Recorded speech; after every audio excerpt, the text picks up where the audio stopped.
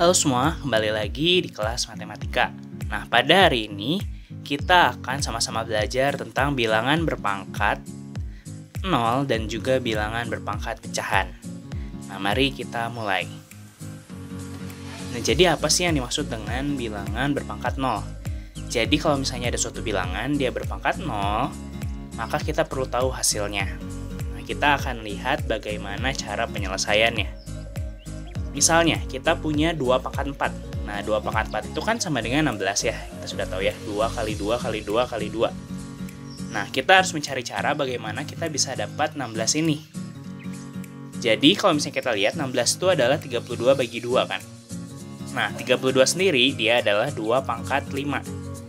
Jadi, 2 pangkat 5 per 2. Nah, itu sama juga dengan 16, karena 32 bagi 2 itu 16. Nah, kita gunakan pattern ini sampai kita bisa dapat 2 pangkat 0.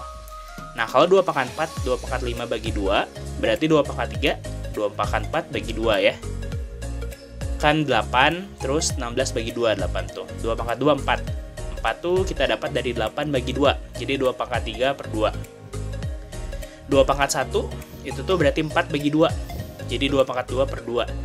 Nah, berarti 2 pangkat 0 adalah 2 pangkat 1 per 2. Didapat 1. Nah, jadi kita bisa lihat dari patternnya bahwa 2 dipangkatkan 0, maka hasilnya 1.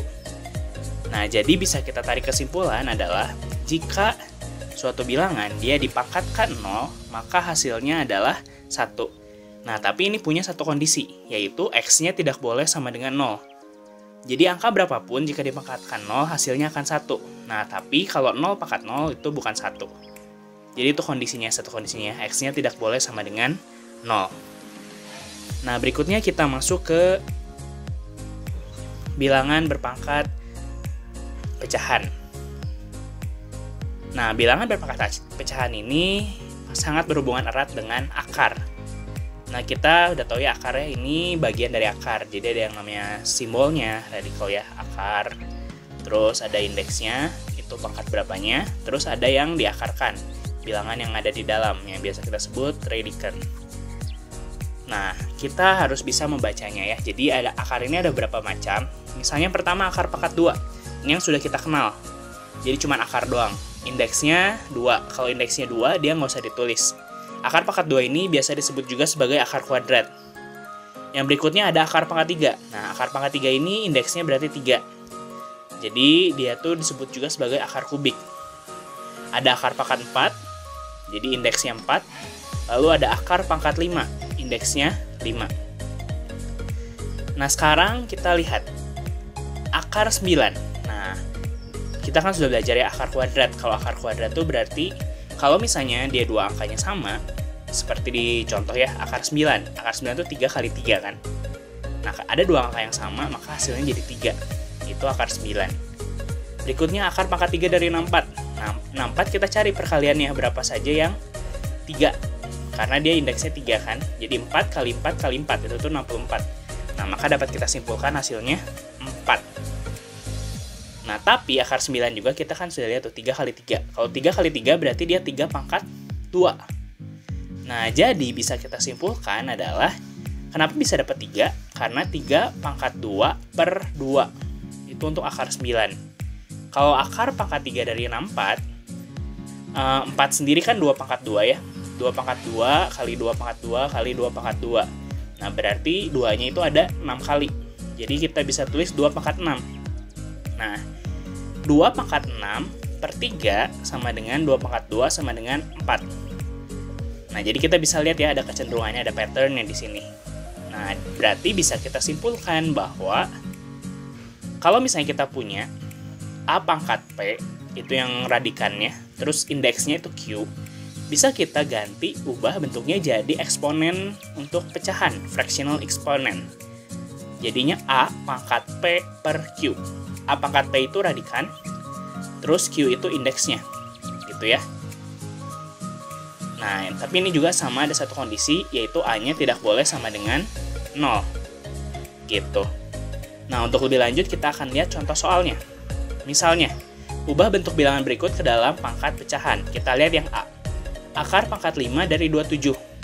Nah, berarti kita buat dulu 27 ini, dia berapa pangkat berapa? Kan 27 itu 3 pangkat 3. Nah, jadi kita punya di sini P-nya tuh 3, Q-nya tuh 5. Q indeks ya, P itu pangkat yang ada di radikannya. Jadi 3 pangkat 3 per 5. Gitu ya. Lalu yang B. Yang B itu ada akar pangkat 4 dari P pangkat 3. Nah, berarti di sini kita bisa lihat bahwa P-nya 3, Q-nya 4. Jadi P pangkat 3 per 4. Berikutnya kita lanjut. Yang berikutnya ya ada A. Lalu akar pangkat 3 dari A kuadrat. Nah, kalau dapat soal kayak gini, A-nya tuh dipisah ya, nggak di bagian akar. Jadi kita pisah. Kalau A-nya sendiri itu jadi A pangkat 1.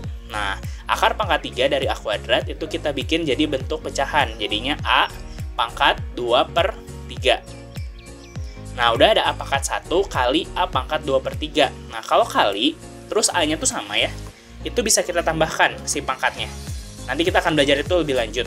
Cuman kalau misalnya kita lihat di soal ini, berarti A pangkat 1 ditambah 2 per 3. Jadi A pangkat 1, 2 per 3. Nah, berikutnya kita akan mengubah dalam bentuk akar. Nah, yang pertama, B pangkat 1, 1 per 2. Nah, ini sama kayak tadi ya, karena bisa dipisah, kita pisahkan saja. Jadi B pangkat 1 kali B pangkat 1 per 2. Kan 1,5 ya, karena pecahan campuran kita pisahkan saja. Jadi B pangkat 1 kali B pangkat 1 per 2. Nah, B pangkat 1 itu B, sedangkan B pangkat 1 per 2 kita bisa tulis bentuk akarnya.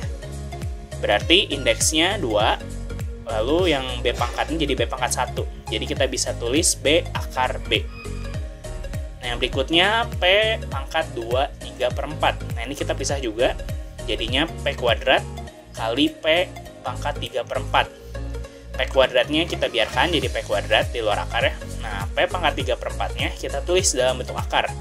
Jadinya akar pangkat 4 dari P pangkat 3. Nah, sekian saja untuk materi dari bilangan berpangkat 0 dan pecahan. Terima kasih semua.